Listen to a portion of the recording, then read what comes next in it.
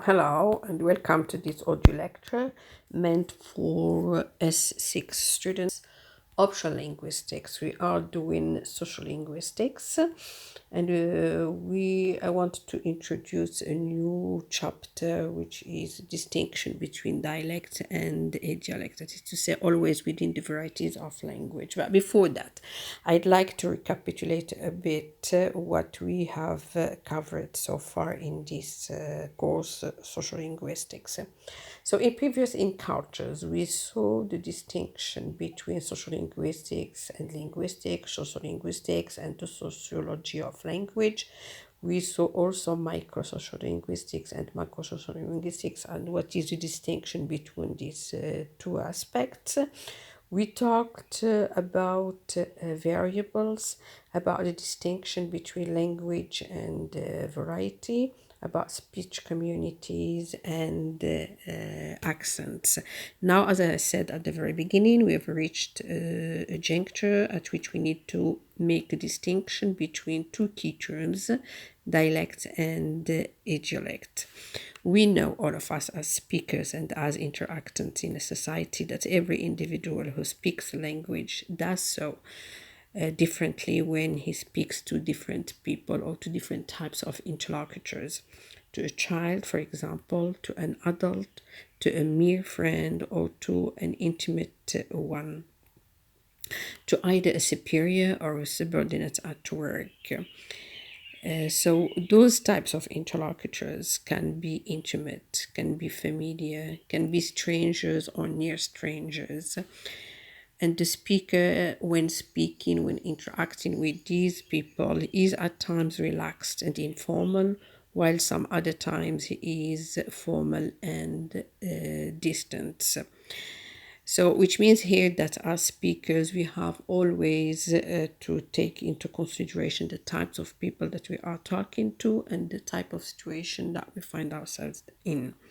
Woolwork, 1978, page 100, argues in this connection that we even speak differently to the same person when we meet him in different circumstances.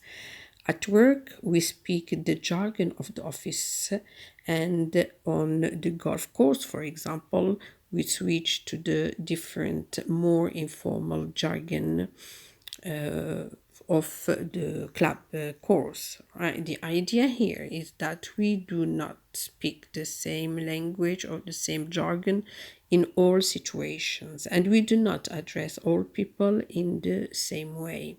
So, as speakers, then, we have to show a sort of adaptability to situations. And what we have to stress or to emphasize here is that no two situations are identical. More than that, a single speaker is unlikely to produce two examples of the same utterance that are absolutely identical, which means that in whatever situation we find ourselves, in whatever situation we are interacting, we produce the type of language that actually suits that situation. Why is this so? This is because within our own individual speech habits, many of us have a range of different types of language. Okay, so these are different types, and we have to choose from these different types the ones which suit better the situation. The speech variety of an individual speaker is what we refer to as idiolect. Idiolect are different from dialect. In other words, the particular and idiosyncratic manner of speech of any individual is an idiolect, and it is to be specified here that no two idiolects will ever be exactly the same in every respect, which means that every one of us has got his own or her own distinguishing features that mark her or his idiolect. So, when the intellects of a given group of speakers and are alike, that is to say, when they are exactly the same, and they feel that they talk the same way in a particular language, we refer to their manner of speaking as a dialect. So this is the difference between dialect and idiolect. Dialects then are language varieties spoken by a speech community and which is characterized by systematic phonological, lexical, and grammatical features that distinguish them from other varieties of the language.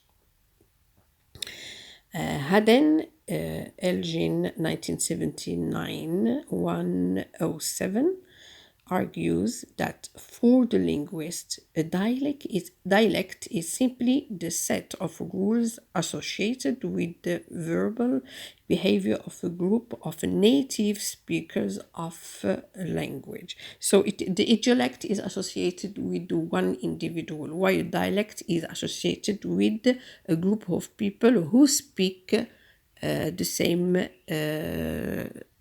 approximately the same idiolects. We go on to say that when a number of different dialects have so much in common that their speakers all consider themselves to have a shared medium of communication, they define that set of dialects as a language. So here we have introduced idiolect, dialect, and language. At this point, it is then, it seems essential to make certain generalizations also in the term dialect. So we have to make certain generalizations when defining the term dialect.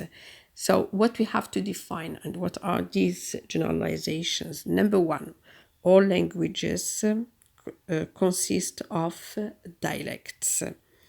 There are dialect differences that emanate from what? Social situation, geography, education, gender, social situations. That is to say, social status. But such differences are generally mutually intelligible. Even if we come from different educational background, even if we come from different geographical areas, we can understand, we can interact with each other. Why? Because we are speaking the same dialect. Dialects are usually geographically, this is number 3. Dialects are usually geographically, socially, and politically determined. Hence, the label social versus regional dialects, and we saw this, and we even discussed this distinction before.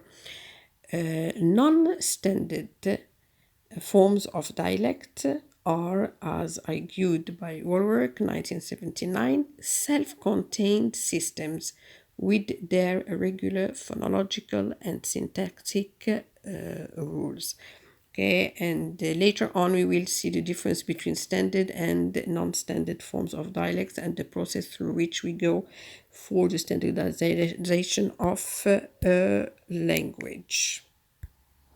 The argument here is that idiolects, dialects, and languages are closely related concepts, and the three terms refer to the speech medium used by a given individual, usually in correlation with nationality, ethnic heritage, or the geographic location of the speaker during what? During periods of language acquisition.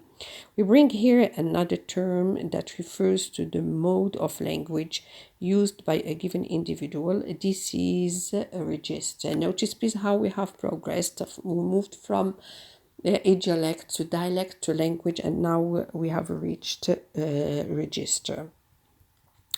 Now the question is, what is a register? A register differs from the other terms or concepts in the sense that it refers to the style of speech or writing which can be demonstrated to be firmly linked to a particular social role or situation. Elgin, 1979, gives the evidence that It is common, for example, for an urban 7th grade student to have one speech style in the classroom, a second style of use in the home, and still a third style of use with his or her group or peer group on the city streets. She gave some examples that I find really interesting to mention here. So the example number 1 is goodbye, Mr. Martin, which is a highly formal. Example number 2, see ya later, mum, okay, which is less formal than the first one. Because why? In the first situation he is interacting with Mr. Martin, and in the second situation he is acting with mom. And then look at the third situation.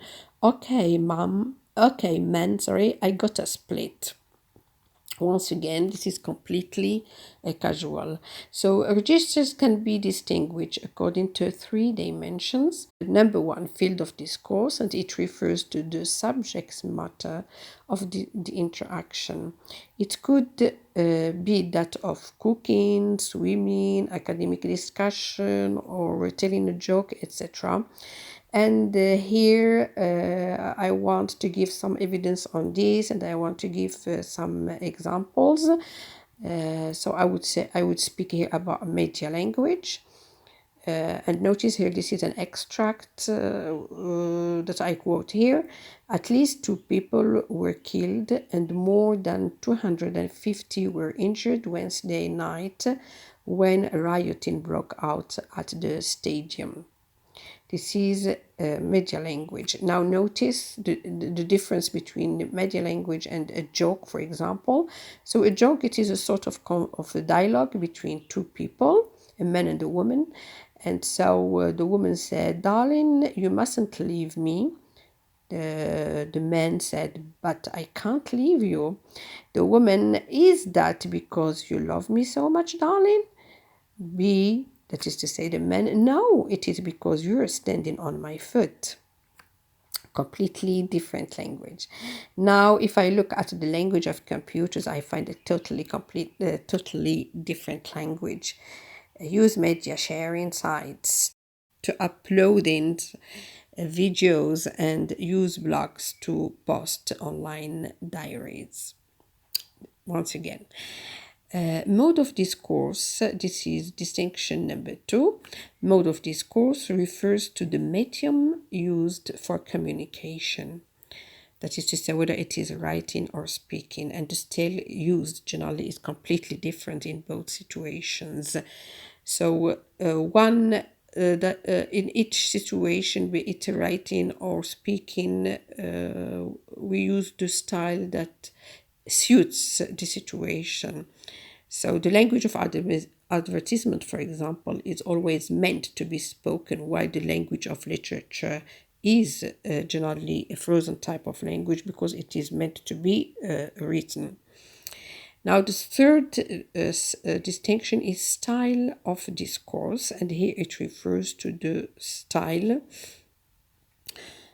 of participants. This suggests a distinction between literary and colloquial forms, and it refers also to the level of formality and to the relationship between participants, whether they are superior or inferior to each other. Now we reached a stage where we have to measure different styles or style characteristics. And once again, we go to some other distinctions, and you distinguish between 5 types of style: frozen style, formal style, consultative style, casual style, and intimate style. So I start by discussing frozen style and what is meant. So frozen, just from its label, it indicates something which is rigid, that does not style. And generally it is the style of writing, or what we call the static register, because it is not subject to change with interaction or with time. And it is also considered to be the style of history language. It is also frozen because it is the style used in literature, and where one has to observe strict rules of writing, unlike in speaking, that have to do with correctness, grammaticality, and appropriateness of use. It is also marked by a certain complexity of its constructions and the difficulty of understanding some of its items and lexical terms. Style, or number two, sorry, a formal style, and here it is classified as less rigid than the frozen style, simply because here we can feel the impact of interaction that affects its forms and its constructions. It is a formal register which is used in professional, academic, or legal settings or encounters where communication is to be respectful, uninterrupted, and restrained. No slang is used with this style, informal style, and no contractions, only in some, of course, exceptional situations. The third type is consultative style. So the style of it is the style for courting or for coming to terms with the strangers in some special circumstances. The consultative style is often used by speakers when interacting with someone who has specialized knowledge or who is offering advice. It is generally respectful, but people may pause or interrupt one another in some encounters. And I give here the example of TV debates, for example. I go to the casual style, which is number four.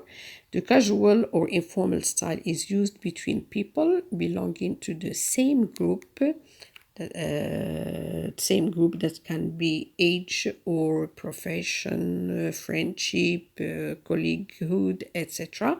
It is a style where you don't have to supply information and all the time you meet about everything you use or you speak about, because it is based on previous experience. It is characterized by ellipses, that is to say, omission of words or syllables, and it is also known by the use of slang forms. The last type of style that we are going to talk about is intimate style. It is usually used between two people who know each other very well and share a lot. It is also known by the use of jargon that can sometimes be special with special meaning. Now, what we have to keep clear is that the movement from one style to another is generally rigid, and the mixture of them in the same situation is a serious error, or can be considered as a really serious error, but not to be that people have not to commit, because we are bound to respect the requirement of every situation.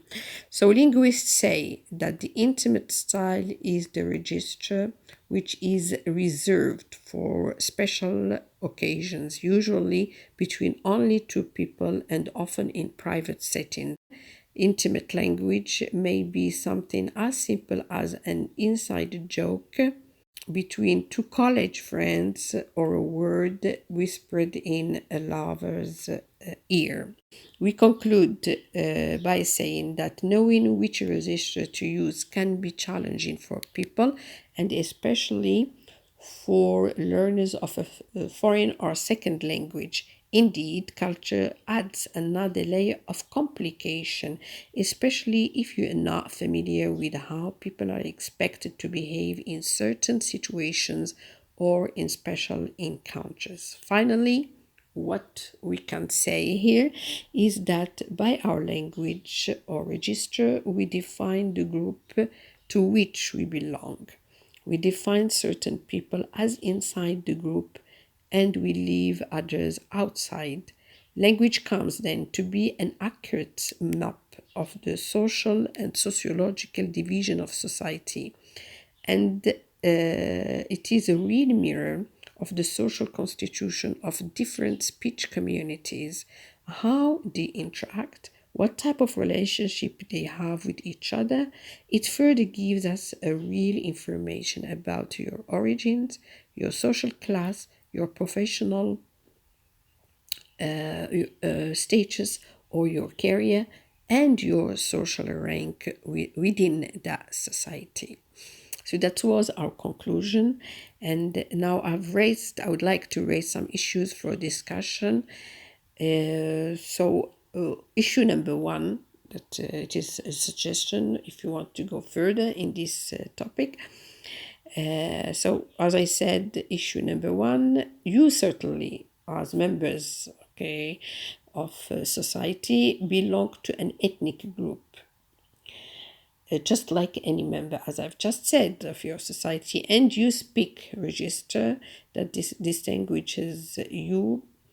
So you decide which ethnic group you belong to and which register you speak, and state any systematic dialect differences that you notice when you compare your dialect to that of your interlocutors.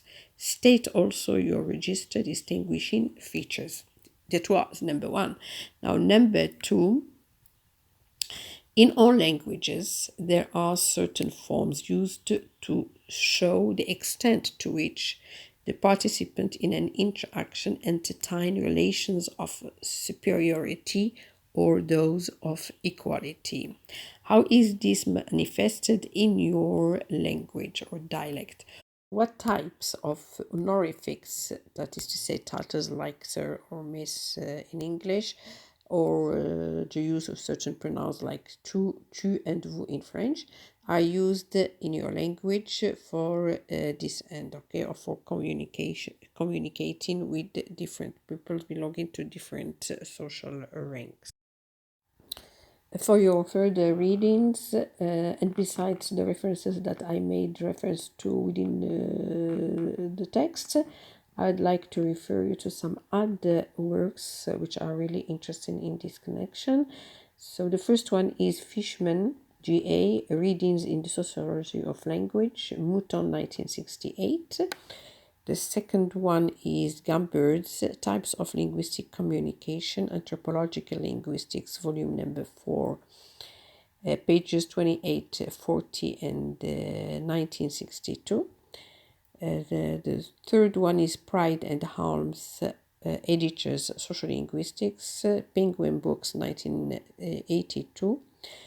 The fourth one is Word Half, An Introduction to Sociolinguistics, Blackwell, Oxford, 2006. And the last one is Verdrana, and Christine Wilson, 2011, The Language Files, Materials for an Introduction to Language and Linguistics, the 5th edition, Columbus, The Ohio State University Press. Thank you.